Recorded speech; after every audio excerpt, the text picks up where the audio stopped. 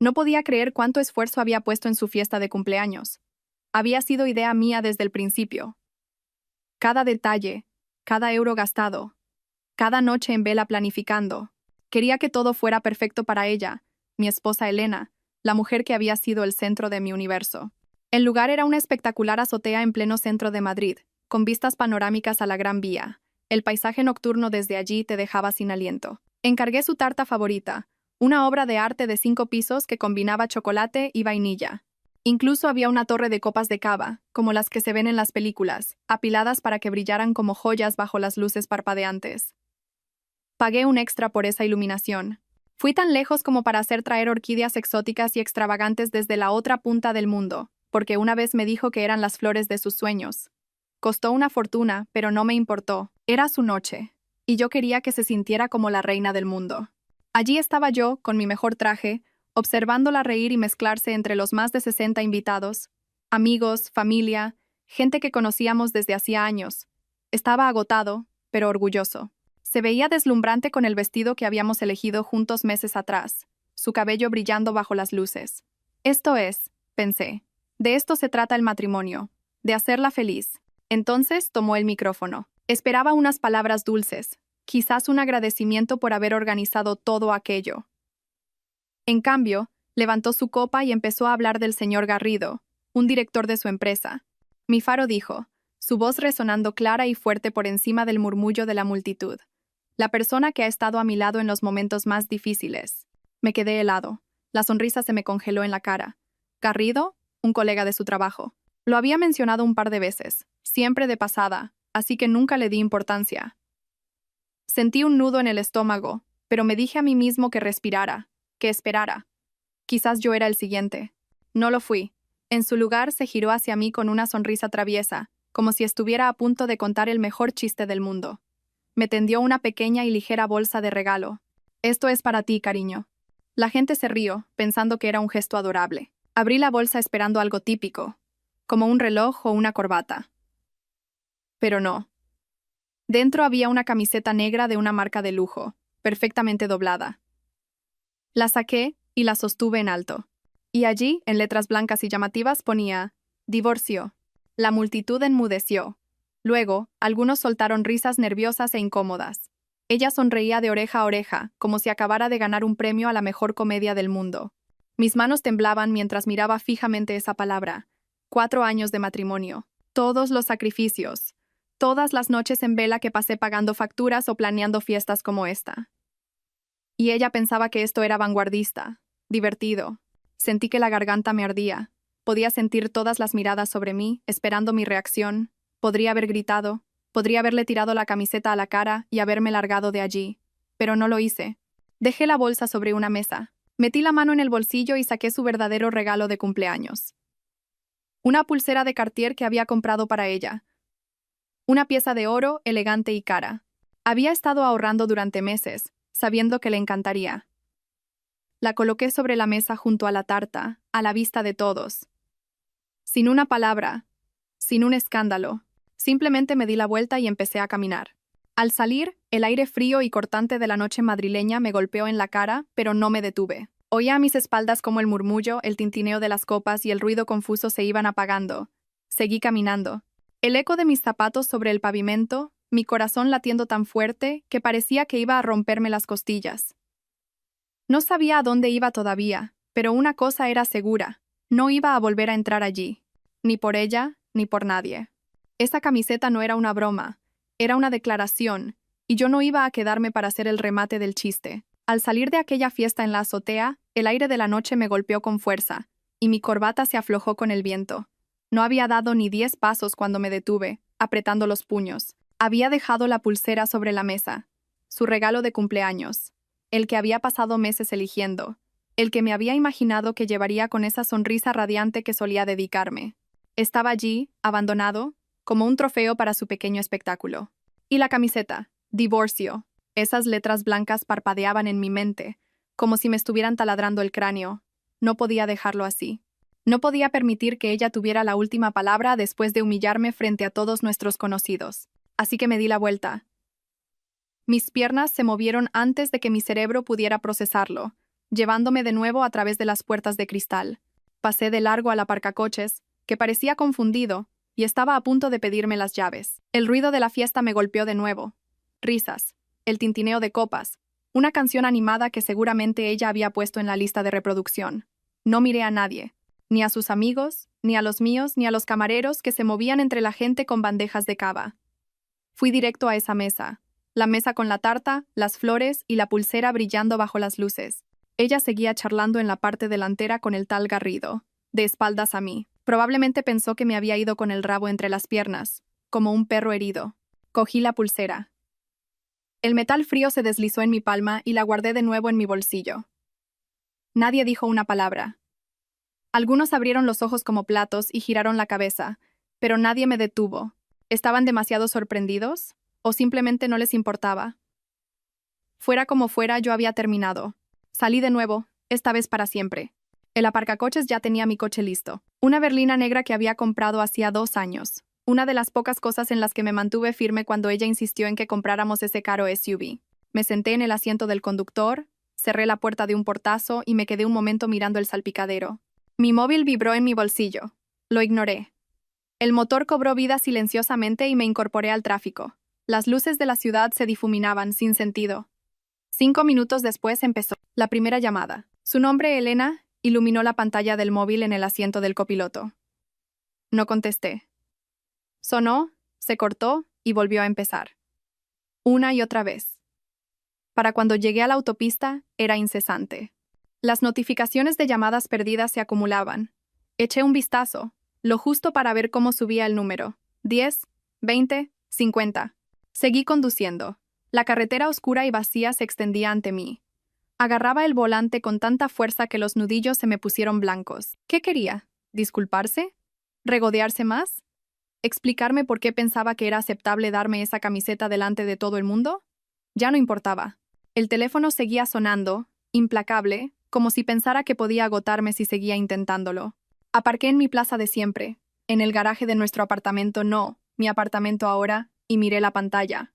157 llamadas perdidas. Todas de ella. Apagué el teléfono. El silencio me envolvió como una ola. Me quedé sentado en la oscuridad escuchando el tic-tac del motor mientras se enfriaba. Y algo hizo clic dentro de mí. No era solo la fiesta. No era solo haberme marchado. Era la camiseta, las llamadas, el hecho de que le diera las gracias al director Garrido en lugar de a mí. Era el final de nosotros. El final de 4 años en los que la puse a ella primero, en los que me desviví pensando que si me esforzaba un poco más, ella me vería de la misma manera que yo la veía a ella. ¿Y para qué? ¿Para hacer el hazmerreír de su gran noche? Agarré mis llaves y salí. El aire frío me golpeó de nuevo. El edificio de apartamentos se alzaba silencioso y familiar, pero ya no se sentía como un hogar. Se sentía como una cáscara vacía, como una ropa que se me había quedado pequeña sin que me diera cuenta. No sabía qué iba a hacer a continuación, a dónde iría o qué pasaría, pero sabía una cosa. No iba a contestar a esas llamadas, ni esa noche, ni nunca. No solo había abandonado la fiesta, había abandonado el matrimonio. Podía seguir llamando todo lo que quisiera. Yo ya me había ido. A la mañana siguiente, me desperté en un sofá destartalado en el piso de mi amigo Marcos, el tipo de lugar que huele vagamente a café viejo y a polvo. Mi chaqueta del traje estaba arrugada en el suelo, y la corbata colgaba de una silla como una serpiente muerta. Después de salir de la fiesta anoche, conduje directamente a su casa. Mi teléfono seguía apagado, esas 157 llamadas perdidas atrapadas en la oscuridad. Marcos no hizo muchas preguntas cuando aparecí. Simplemente me abrió la puerta, me dio una cerveza y me dejó dormir. Ahora, la luz del sol se colaba por las rendijas de las persianas, dibujando franjas en la pared desnuda. Me quedé mirando el techo, tratando de entender qué demonios le había pasado a mi vida. Marcos entró, con el pelo revuelto, sosteniendo 2 tazas de café. Dejó una en la mesita a mi lado, el vapor subiendo perezosamente. De algo así no se vuelve, dijo, mientras se dejaba caer en un sillón que crujía. Su voz era grave y segura, como la de alguien que ya lo ha pensado todo. No respondí de inmediato. Solo cogí el café, sintiendo el calor a través de la taza en mis dedos, asimilando sus palabras. Tenía razón. Lo supe en el momento en que ella me entregó esa camiseta de divorcio. No era solo un regalo. Pero no era solo la camiseta. Eran todas las pequeñas cosas que la precedieron, todos los trozos que había ignorado porque la amaba, porque pensaba que así era el matrimonio, Bebí un sorbo del café, amargo y fuerte, y todo empezó a reproducirse en mi mente. La vez que me pidió que nos mudáramos de Barcelona a Madrid por su trabajo, prometiendo que valdría la pena. Dejé un buen puesto, empaquetamos nuestras vidas y la seguí. Las veces que rechacé ascensos porque significaban menos tiempo en casa y sabía que a ella no le gustaría. Somos un equipo, decía, y yo asentía, pensando que tenía razón. Las vacaciones, también. Yo me saltaba las mías, trabajando horas extra para que ella pudiera volar a conferencias, para que pudiera construir su carrera. Nunca me quejé. Pensé que mi papel era ser el pilar sólido mientras ella brillaba. Y vaya si brillaba. La gente adoraba su encanto, su risa, la forma en que iluminaba una habitación. Yo también amaba eso de ella. Pero anoche, bajo esas luces parpadeantes que yo había apagado, ella brillaba para otro.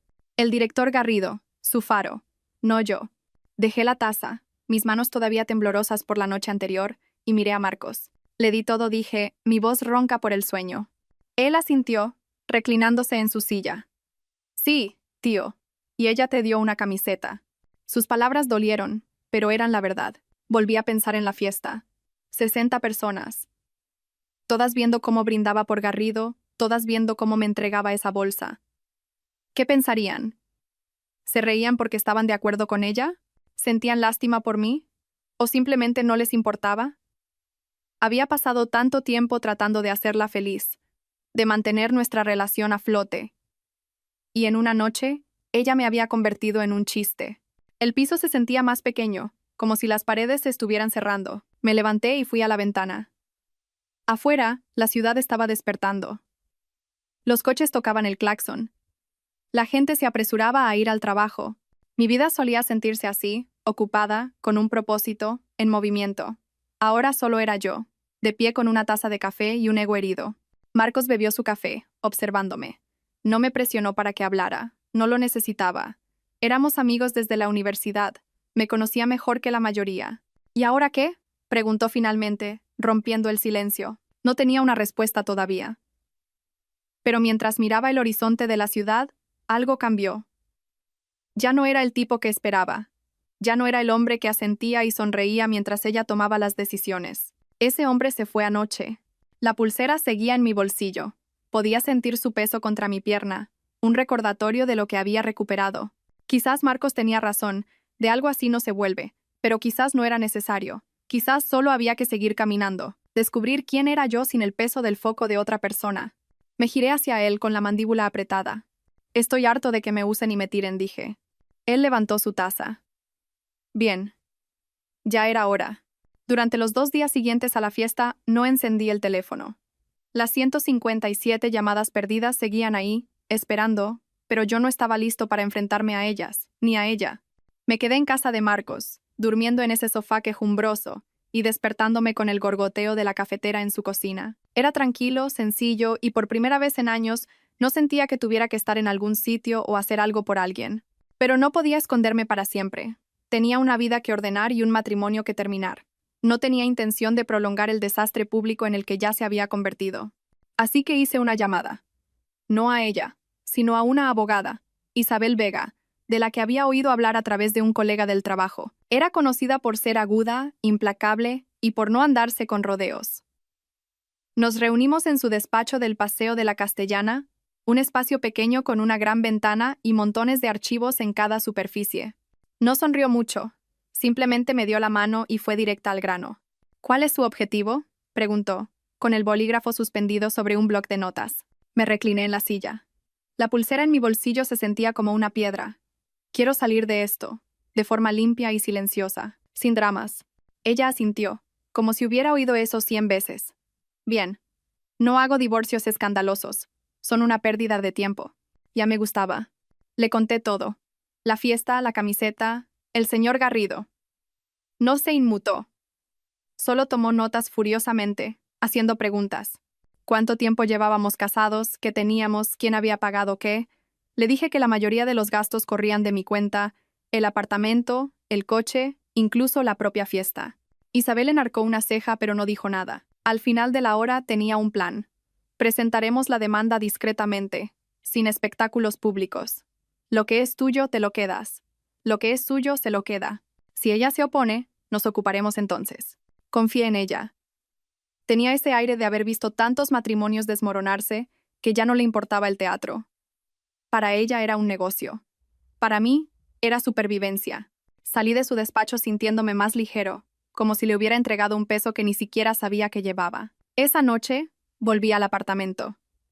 Nuestro apartamento, aunque ya no se sentía así, ella no estaba. Probablemente con su hermana o una amiga, lamiéndose las heridas después de que yo no respondiera a sus llamadas. No me importaba dónde estuviera, solo quería recuperar mi espacio. Al día siguiente fui a trabajar. Me había tomado el día libre después de la fiesta, pero ahora estaba listo para sumergirme en el trabajo. Mi puesto, jefe de proyectos en una empresa de TI, no era glamuroso, pero era bueno en ello. Entré en la oficina, pasé junto a los cubículos y la máquina de café, y me senté en mi sitio. Mi bandeja de entrada era un caos, pero no me importó. Empecé a clasificar correos, marcar los urgentes y programar reuniones. Se sentía bien concentrarse en algo que podía controlar. Hacia el mediodía, mi jefe, el señor Morales, pasó por mi mesa. Era un hombre corpulento con una voz estentórea que siempre llevaba corbatas que no combinaban con sus camisas. «Has vuelto», dijo, apoyándose en mi escritorio. «He oído que tuviste un fin de semana complicado». Me encogí de hombros. Algo así. No insistió. En su lugar golpeó una carpeta que llevaba. «Tengo un cliente nuevo, uno difícil. ¿Te interesa?» Levanté la vista hacia él. Normalmente, habría dudado. Un cliente grande significaba más horas, y Elena siempre odiaba que trabajara hasta tarde, pero Elena ya no estaba aquí. Sí, dije. Me encargo yo. Morales sonrió de oreja a oreja. Eso es lo que quería oír. El resto del día pasó volando. Me sumergí en el proyecto, una startup que necesitaba una revisión completa de su sistema. Me perdí en los detalles, hojas de cálculo, cronogramas, presupuestos. Era desordenado, complejo y exactamente lo que necesitaba. Cuando salí de la oficina, ya había anochecido y tenía la cabeza despejada. No había respondido a sus mensajes en todo el día. Después de que las llamadas cesaran, empezaron los mensajes, cortos al principio. ¿Dónde estás? Tenemos que hablar. Luego se hicieron más largos y divagantes, explicando que no era su intención, que solo era una broma. No respondí. Para el viernes, la abogada Vega tenía los papeles listos. Los firmé en su despacho. Mi mano no tembló al sostener el bolígrafo. No se trataba de venganza, ni siquiera se trataba de ella. Se trataba de mí, de recuperar la vida que había dejado en suspenso. Esa tarde, Morales me llamó a su despacho. «Lo estás haciendo muy bien últimamente», dijo. «Sigue así, y podríamos estar hablando de un ascenso». Asentí, una pequeña sonrisa formándose en mis labios. Por primera vez en años, sentía que estaba avanzando. No por ella, ni por nosotros. Por mí, empecé a correr. Todas las mañanas, antes de que saliera el sol, cuando la ciudad aún estaba medio dormida y las calles eran mías. No fue algo planeado. Simplemente me desperté un día en casa de Marcos, con la cabeza llena de pensamientos, y decidí que necesitaba moverme. Me puse unas zapatillas viejas, una camiseta y unos pantalones cortos que no había usado en años, y salí a la calle. El primer 1,5 kilómetros fue un infierno. Me ardían los pulmones, las piernas me pesaban como plomo, pensé en darme la vuelta, pero no lo hice. Seguí corriendo. Un paso, luego otro. El aire frío me golpeaba la cara. Cuando volví a casa de Marcos, el sudor me corría por el cuello, y el pecho me subía y bajaba como si hubiera estado en una batalla. Dolía, pero me sentía bien, como si estuviera despojándome de partes del hombre que había sido. Había pasado demasiado tiempo quieto, esperando que ella me notara, que me necesitara. Había olvidado lo que era exigirme a mí mismo. Después de eso, se convirtió en una rutina. Despertador a las 5, en la calle a las 5:15, corriendo en la oscuridad hasta que el cielo empezaba a volverse gris sobre el Parque del Retiro. A medida que los kilómetros aumentaban, me deshacía del peso de todo. La fiesta, la camiseta, los años diciendo sí cuando debería haber dicho no. Dejé la casa de Marcos y me mudé de nuevo a mi apartamento, esta vez de forma definitiva. Ella seguía sin estar, y no pregunté a dónde había ido. Para entonces la abogada Vega ya le había entregado los papeles del divorcio. Probablemente se había escondido en algún sitio, planeando su siguiente movimiento. No importaba. Empecé a cambiar las cosas. Tiré los cojines que ella había elegido y que siempre había odiado, reemplazándolos por mantas sencillas de color gris. Reorganicé los muebles, convirtiendo el salón en un espacio que se sentía mío. Pero no se trataba solo del espacio. Se trataba de mí. Creé un rincón para mí en una parte del salón, con un pequeño escritorio, una lámpara y una pila de cuadernos. Empecé a escribir cosas, ideas, planes, cosas que siempre había querido hacer pero para las que nunca tuve tiempo o valor. Luego vino el tablero de inspiración. Fijé con chinchetas en la pared fotos de lugares que quería ver, proyectos que quería emprender. No estaba simplemente redecorando una habitación, me estaba reconstruyendo a mí mismo. El trabajo se volvió más intenso, pero me encantaba. El cliente que me dio Morales era una pesadilla exigente, siempre cambiando de opinión, pero lo manejé. Las noches en la oficina daban paso a las mañanas corriendo, que a su vez daban paso a un café y de vuelta al escritorio. Estaba cansado, pero era un buen tipo de cansancio. El tipo que sientes cuando estás construyendo algo para ti mismo. Un día, recibí una llamada de un chico llamado Pablo que había conocido en un evento de networking un año antes. Tendría unos 25 años, con grandes ideas pero sin saber cómo llevarlas a cabo. Estamos montando una startup, dijo, su voz rápida y emocionada. Mi amigo Hugo y yo. Necesitamos ayuda. Me reuní con ellos en una tasca de barrio, el tipo de lugar con mesas pegajosas, y una dueña a la que todos llamaban por su nombre de pila. Pablo tenía el pelo revuelto y un portátil cubierto de pegatinas. Hugo era más tranquilo, garabateando números en una servilleta. Me explicaron su idea. Una aplicación de reparto para pequeños comercios locales, algo auténtico y cercano. Era una idea en bruto, pero tenía potencial. No soy un experto en tecnología, dije, pero puedo ayudaros a organizaros, a trazar un plan. Sonrieron como si les hubiera ofrecido 1.000.000 de euros. Empecé a reunirme con ellos una vez por semana, revisando presupuestos, cronogramas, guiándolos a través del caótico proceso. No me pagaban, pero no me importaba. Se sentía bien ayudar, crear algo de la nada. Una noche, después de una larga sesión con ellos, me senté en mi escritorio en el apartamento, mirando mi tablero de inspiración. Había una foto de una playa en Tailandia, rascacielos de Nueva York, un boceto de una casa que siempre quise tener. Cogí una chincheta y añadí algo nuevo. Invertir en Pablo y Hugo. No se trataba solo del dinero. Quería ser parte de su sueño, verlo crecer. Correr me mantenía cuerdo. Cada mañana, me esforzaba un poco más. Iba un poco más lejos. Mi cuerpo cambió. Mis hombros se ensancharon. Mis piernas se fortalecieron. Pero era más que eso. Ya no me sentía como el hombre que sostenía esa camiseta de divorcio. Había dejado de esperar que ella llamara, se disculpara, lo arreglara. Ella ya no importaba. El apartamento, que había sido un campo de batalla, ahora se estaba llenando de planes, de ideas, de la vida que yo estaba construyendo.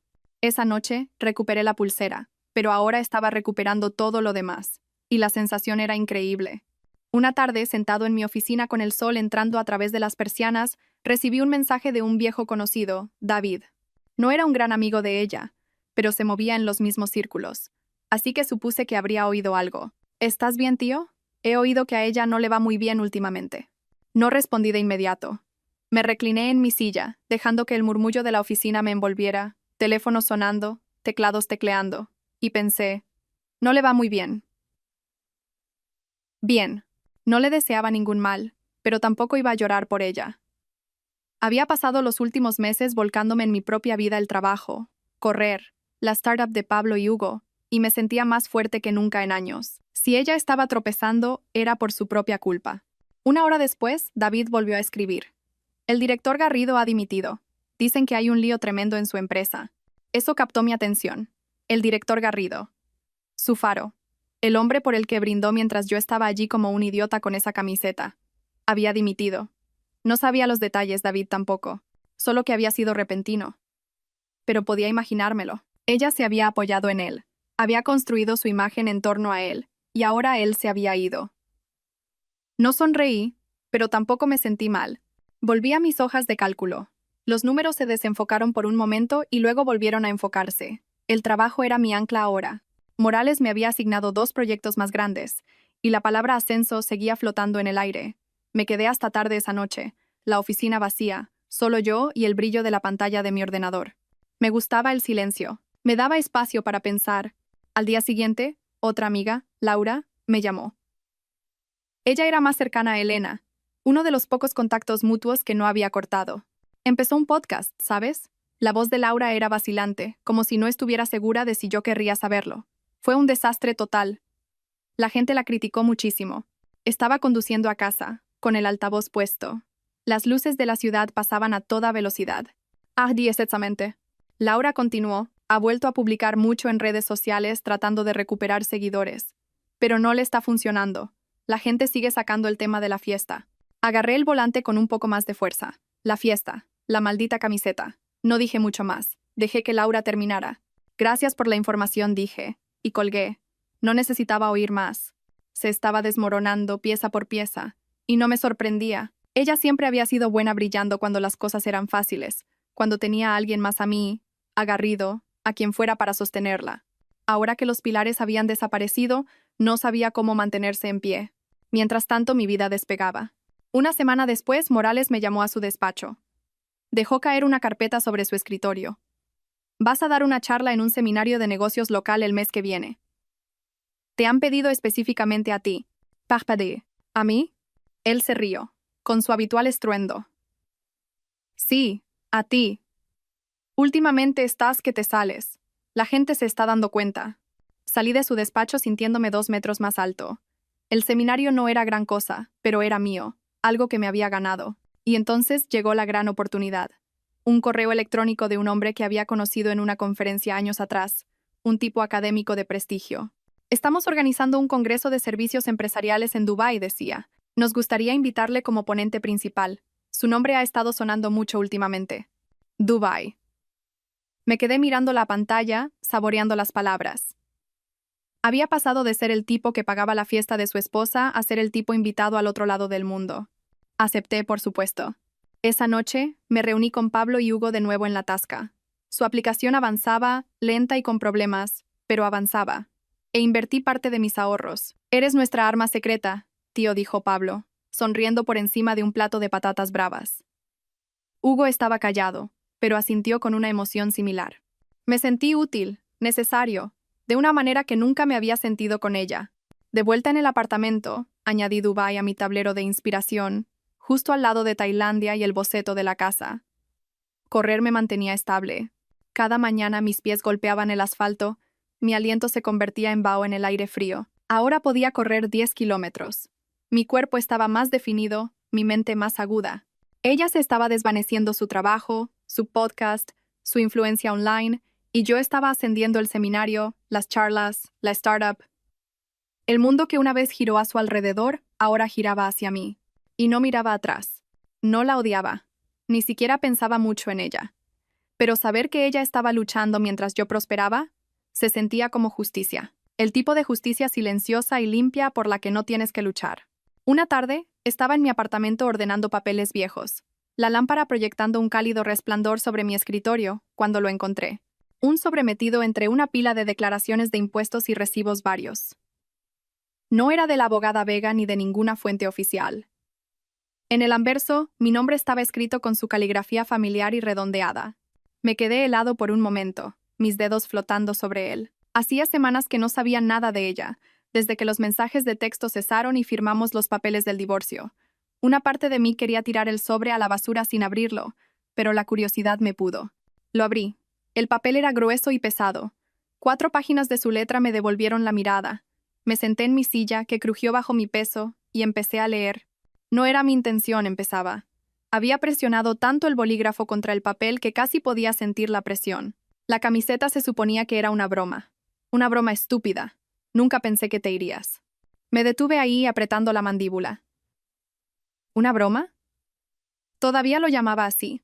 Con 60 personas mirando, con Garrido sonriendo a su lado, conmigo sosteniendo esa camiseta de divorcio como un accesorio en su comedia. Seguí leyendo. Llenó las páginas con disculpas, excusas y recuerdos. ¿Recuerdas ese viaje a la Costa Brava hace 2 años? Escribió. Me torcí el tobillo y me llevaste en brazos por toda la arena. Éramos felices entonces. Sí, éramos felices. Recordaba ese día. Quemados por el sol. Ella agarrada a mi espalda mientras las olas rompían a nuestro alrededor. Pero eso fue antes de la mudanza, antes de los sacrificios, antes de la lenta deriva en la que me convertí en el tipo que pagaba las facturas, mientras ella perseguía su momento de gloria. Continuó, su tono cambiando a algo más suave. Te echo de menos. No me di cuenta de cuánto te necesitaba hasta que te fuiste. Dejé la carta y me quedé mirando la pared. ¿Me necesitaba? Me necesitaba para planificar las fiestas, para financiar sus sueños, para estar a su lado mientras le daba las gracias a Garrido. Pero a mí, al verdadero yo, no al marido que decía sí a todo, no me había necesitado en mucho tiempo. Volví a coger la carta, pasando a la última página. Lo siento, escribió, una y otra vez, como un mantra. La he cagado. Quiero arreglarlo, arreglarlo. Casi me reí. ¿Arreglar qué? El matrimonio había terminado. Los papeles estaban firmados, el apartamento dividido, sus cosas se habían ido. Me había entregado esa camiseta y había esperado que yo me encogiera de hombros y volviera a mi papel. Leí la carta una vez más, de principio a fin. Luego la doblé cuidadosamente por la mitad. No la rompí ni la quemé, como en una escena dramática de película. Simplemente abrí el cajón de mi escritorio, el que contenía mi certificado de nacimiento, mi pasaporte y algunas fotos antiguas, y la deslicé dentro. No era basura, exactamente. Era un registro, una prueba de quién había sido yo, de quién había sido ella y de lo que habíamos perdido. Pero no cambiaba nada. No iba a responder, no iba a llamarla. Había esperado años a que ella me viera, a que dijera estas cosas, y ahora que lo hacía, no significaba nada. Las palabras llegaban demasiado tarde, sonaban demasiado vacías. Me levanté, me serví un vaso de agua y me acerqué a la ventana, contemplando las luces de la ciudad. Mi tablero de inspiración estaba fijado cerca. Dubái, Tailandia, la startup de Pablo y Hugo. Mi mente estaba allí ahora, no en su carta, no en el pasado. Volví a pensar en la fiesta. Esa sonrisa de suficiencia cuando me entregó la bolsa. ¿No era su intención? Mentira. Cada momento fue intencionado. Quería hacer alarde de su nueva vida con Garrido delante de todos. Y ahora que él se había ido y su carrera se tambaleaba, ella buscaba a tientas la red de seguridad que yo siempre había sido. Yo ya no era ese hombre. A la mañana siguiente corrí mi ruta habitual. El aire era fresco y cortante. Los 10 kilómetros se convirtieron en 11. Mis piernas se sentían más fuertes, mi mente clara. No pensé en la carta. Pensé en el seminario de la semana siguiente, en la charla de Dubái, en el lanzamiento de la aplicación con Pablo y Hugo. Volví, me duché, me vestí y fui a trabajar. Morales me detuvo en el pasillo, sonriendo. «Estás que ardes», chaval dijo. «Sigue así». Asentí. Sentí el peso. No el de ella, ya no. El mío propio. La carta se quedó en el cajón, un fantasma con el que no necesitaba luchar. Podía echarme de menos todo lo que quisiera. Yo ya había terminado de echarla de menos a ella. Una noche, después de un largo día de trabajo, estaba sentado en mi escritorio con una cerveza en la mano, escuchando los sonidos de la ciudad, y empecé a escribir. No fue algo planeado. Simplemente cogí un cuaderno y dejé que mis pensamientos fluyeran. Al principio, era caótico y crudo. Todo sobre la fiesta, la camiseta, las 157 llamadas perdidas. Escribí sobre cómo me sentí allí de pie, humillado, mientras la sala se reía y ella sonreía. Escribí sobre marcharme, recuperar la pulsera, conducir y alejarme. No era para nadie más. Era solo para mí, una forma de sacarlo de mi cabeza y plasmarlo en el papel. Pero cuanto más escribía, más se transformaba en otra cosa. Ya no era solo sobre ella o sobre nosotros. Era sobre lo que vino después. Las carreras matutinas, la reconstrucción de mi vida, el decirle no al hombre que solía ser, el que esperaba la aprobación de ella. Llené páginas noche tras noche, y las palabras se acumulaban como ladrillos que construía a mi alrededor. Una tarde, después de correr, lo transcribí todo a mi portátil. Se sentía diferente en la pantalla, más limpio, más nítido. No sé por qué, pero pulsé publicar en un blog anónimo, solo la historia de un hombre sin nombre. Lo titulé 157 llamadas perdidas, no porque quisiera que ella lo viera, sino porque encajaba. Y me olvidé de él. Una semana después, revisé el sitio. Había docenas de comentarios. «Esta es la historia de mi vida», decía uno. «He conectado con cada palabra», decía otro. Personas que no conocía, en lugares en los que nunca había estado, lo estaban leyendo, se estaban identificando. Me quedé sentado, mirando la pantalla, con el corazón acelerado. Ya no era solo mi historia, era la suya también. Seguí escribiendo. Una nueva entrada a cada pocos días. Sobre cómo empecé a correr para sentirme vivo de nuevo. Sobre cómo el trabajo se convirtió en mi salvavidas. Sobre cómo dejé de preocuparme por lo que ella pensaba. El blog creció. Cientos de visitas se convirtieron en miles. Empezaron a llegar correos electrónicos. La gente me daba las gracias, me hacía preguntas. «¿Cómo lo superaste?», preguntaba uno. «¿Qué haces cuando te sientes perdido?», escribía otro. Les respondí, no como un experto, sino como yo mismo, como un tipo que había estado allí y que estaba encontrando el camino, paso a paso. No se trataba de que ella se desmoronara, ni de mi venganza. Se trataba de elegirme a mí mismo, de despertarme cada día y construir algo nuevo. Una mañana tomando un café con Marcos se lo conté. Es como un blog, dije, encogiéndome de hombros como si no fuera nada. A la gente le gusta. Él enarcó una ceja y sonrió. Así que ahora eres escritor, ¿eh? Triunfando. Me reí. No, solo soy un tipo con un portátil. Pero era más que eso. La semana siguiente, una mujer me paró en una cafetería del centro. ¿Eres el de las 157 llamadas? Preguntó, con los ojos muy abiertos. Me quedé helado, con la taza a medio camino de la boca. Supongo. Ella sonrió. He leído tus escritos. Me ayudaron a superar una ruptura. Gracias. No supe qué decir. Solo asentí y murmuré que me alegraba de haber ayudado. Ella se fue y yo me quedé sentado, aturdido.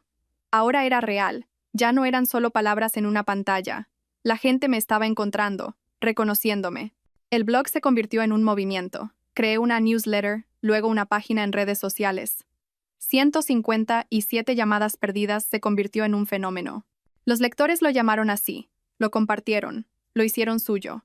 Empezaron a contactarme empresas, pidiéndome que diera charlas o escribiera para ellos. Acepté algunos trabajos pequeños al principio, un taller local sobre reconstrucción después de la traición. 50 personas se presentaron, escucharon mis palabras y aplaudieron cuando terminé.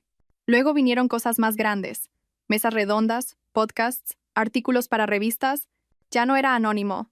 Puse mi nombre y lo hice mío.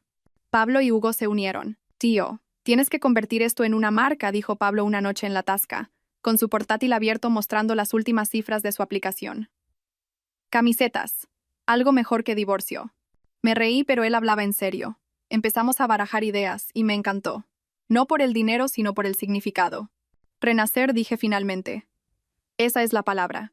Asintieron, y una semana después, tenía un prototipo. Una camiseta negra con una simple palabra en blanco.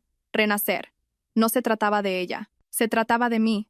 Se trataba de todas las personas que leían el blog y encontraban su propio camino de vuelta. El movimiento crecía, y yo con él. Ya no era el hombre que se marchó. Era el hombre que siguió adelante. Una noche, mientras una lluvia torrencial azotaba la ciudad, llamaron a la puerta de mi apartamento. Estaba afinando una guitarra, un viejo instrumento que había dejado acumulando polvo durante años y que acababa de volver a coger. El sonido fue agudo y persistente. 3 golpes rápidos que atravesaron el ruido de la lluvia contra las ventanas. Dejé la guitarra a un lado. Un nudo se formó en mi estómago, aunque no sabía por qué. Caminé hacia la puerta y la abrí.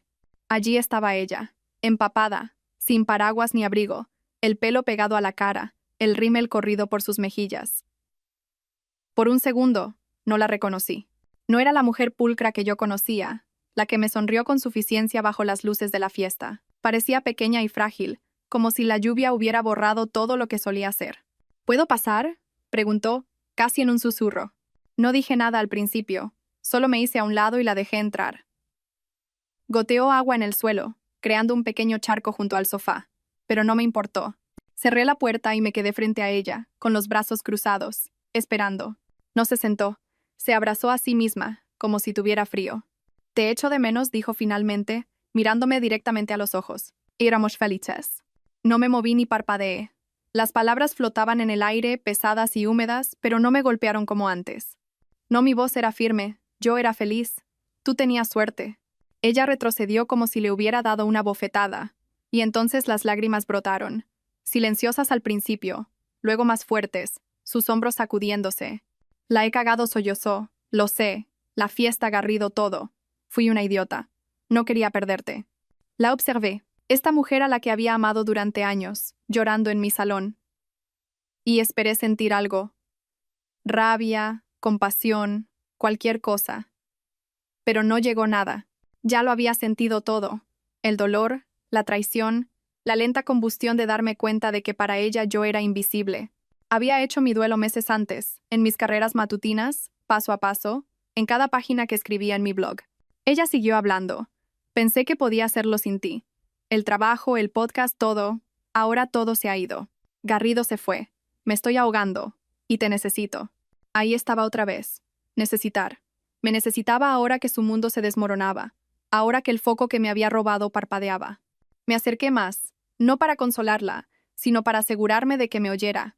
Tú no me necesitabas cuando me entregaste esa camiseta, dije. No me necesitabas cuando le diste las gracias a él en lugar de a mí. No tienes derecho a necesitarme ahora. Su rostro se descompuso. Se dejó caer en el sofá, cubriéndose los ojos con las manos. Yo no me senté. Me quedé de pie mirándola desde arriba, y lo vi todo. La fiesta, las llamadas, la carta que envió. Este era su último recurso, su último intento de atraerme de nuevo.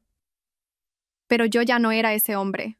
Lo siento, susurró, una y otra vez, como si eso pudiera cambiar algo. No dije nada más. ¿Qué más había que decir? Ella tomó sus decisiones esa noche, y yo tomé las mías cuando me marché. La lluvia seguía cayendo afuera, un ruido constante que llenaba el silencio entre nosotros. Después de un rato, se levantó, secándose la cara con la manga de la camisa. Me voy, dijo, su voz apenas audible. Asentí. Abrí la puerta y la vi salir de nuevo a la tormenta. No miró atrás. Simplemente desapareció en la oscuridad. La lluvia se la tragó. Cerré la puerta y eché el cerrojo, y me quedé allí un momento, escuchando el silencio. Se había acabado, de verdad. No el divorcio, no los papeles, sino esa parte de mí que se preguntaba si alguna vez volvería. Había vuelto, y no había importado. Más tarde esa noche llamé a Marcos. Estaba libre. Así que cogí mi guitarra y fui a su casa. Para entonces, la lluvia se había convertido en una llovizna, y las calles estaban resbaladizas y brillantes bajo las farolas. Terminamos en su azotea, con la ciudad extendida bajo nosotros, el aire húmedo y fresco en nuestra piel. Toqué algunos acordes y él marcaba el ritmo en la barandilla. No hablamos de ella. No era necesario. La música llenaba el espacio, cruda y sencilla, y por primera vez en mucho tiempo, sentí paz. No del tipo ruidoso, sino del tipo tranquilo y constante que se asienta en tus huesos. Ella se había ido, y yo seguía aquí. Estaba de pie entre bastidores en Milán. El murmullo de la multitud se filtraba a través de la gruesa cortina. Mis manos estaban firmes, pero mi corazón latía un poco más rápido de lo normal. Había pasado exactamente un año desde esa noche. La fiesta, la camiseta, el momento en que me marché y recuperé mi vida. Ahora, estaba aquí, al otro lado del mundo, en un elegante centro de conferencias, a punto de dar el discurso principal ante una sala abarrotada. Reconstruirse tras la traición, lo habían llamado, y mi nombre estaba en negrita en el programa. Me ajusté la corbata, me arreglé la chaqueta y respiré hondo. El director de escena me hizo un gesto con la cabeza. Salí a la luz. El aplauso me golpeó como una ola. Cientos de rostros me miraban expectantes. Caminé hacia el micrófono, el sonido de mis zapatos resonando en mis oídos, y por un instante lo vi todo de nuevo. La azotea, su sonrisa de suficiencia, la camiseta de divorcio en mis manos, y sonreí. Una vez pagué una fiesta de cumpleaños en la que me regalaron una camiseta que decía divorcio, dije, mi voz clara y fuerte. La multitud soltó una risa suave, pero no me detuve. 5 minutos después recuperé el regalo que yo había hecho, y con él toda mi vida. Se quedaron en silencio, inclinándose hacia adelante. Continué. Les hablé de las 157 llamadas perdidas, de cómo me marché esa noche y nunca miré atrás. Les hablé de correr al amanecer, de las noches de trabajo, del blog que se convirtió en un movimiento. No mencioné su nombre. No era necesario. Esto ya no era sobre ella. Era sobre mí. Sobre cada persona en esa sala que se había roto y se había vuelto a levantar. Les conté cómo firmé los papeles del divorcio con la abogada Vega, cómo me volqué en la startup de Pablo y Hugo, cómo toqué la guitarra bajo la lluvia en la azotea de Marcos. La traición no te destruye, dije mirando a la multitud. Es una puerta, y tú decides si la cruzas. Las palabras fluyeron, fáciles y verdaderas. Cuando terminé, el aplauso fue un trueno, largo y sostenido, que resonó por todo el auditorio. Di un paso atrás, con el pecho henchido, no de dolor, sino de otra cosa, de orgullo, del peso de saber que lo había conseguido. Entre bastidores, la gente me rodeó. Los organizadores, otros asistentes, un hombre con un micrófono de podcast pidiendo una breve entrevista. Dije que sí a él y a algunos más, estrechando manos, sonriendo, sintiendo la energía. Más tarde, sentado en mi habitación de hotel, con el horizonte de Milán brillando fuera, saqué mi teléfono. Repasé los comentarios del blog. Había nuevos, de gente que había estado en la audiencia ese día. Has cambiado mi vida, decía uno. Voy a cruzar esa puerta, decía otro. Dejé el teléfono y me recliné. La quietud se instaló. Hace un año, yo era el hombre que pagaba por todo la tarta, las flores, sus sueños y se marchaba solo con una camiseta y un ego herido. Ahora, Estaba aquí, dando una charla en Milán, con Dubái ya en mi haber y más invitaciones acumulándose. La aplicación de Pablo y Hugo se había lanzado el mes anterior. Llevé una camiseta de Renacer a su fiesta de lanzamiento, y sonreí mientras brindaban por mí. Marcos me había enviado un mensaje esa mañana. Feliz aniversario, leyenda. No me sentía como una leyenda, simplemente me sentía como yo, más fuerte, pero todavía el mismo tipo al que le gusta el café demasiado amargo y las carreras demasiado largas. La pulsera seguía en el cajón de mi escritorio en casa, junto a su carta, pero no la había mirado en meses. Ya no importaba, ella tampoco. Había oído a través de Laura que se había mudado a otra ciudad, que estaba empezando de nuevo, pero no pedí detalles. Ese capítulo estaba cerrado. Me levanté, me serví un vaso de agua y me acerqué a la ventana. La ciudad se extendía bajo mis pies. El horizonte era vasto, interminable, y pensé en lo que vendría después. Más charlas, quizás un libro, ayudar a Pablo y Hugo a hacer crecer su negocio. El blog era ahora una marca, y 157 llamadas perdidas era un grito de guerra para la gente como yo, los que habían convertido el dolor en fuerza. Había respondido a una llamada esa noche, la que me hice a mí mismo mientras me marchaba. Nunca se trató de venganza. Se trataba de reinventarse, de elegir seguir adelante cuando el mundo esperaba que te derrumbaras. El sonido del aplauso del público todavía resonaba en mi cabeza, no por ella, ni por nosotros, por mí. Levanté mi vaso hacia el horizonte, un brindis silencioso por el hombre en el que me había convertido, y supe que nunca, jamás, dejaría de avanzar.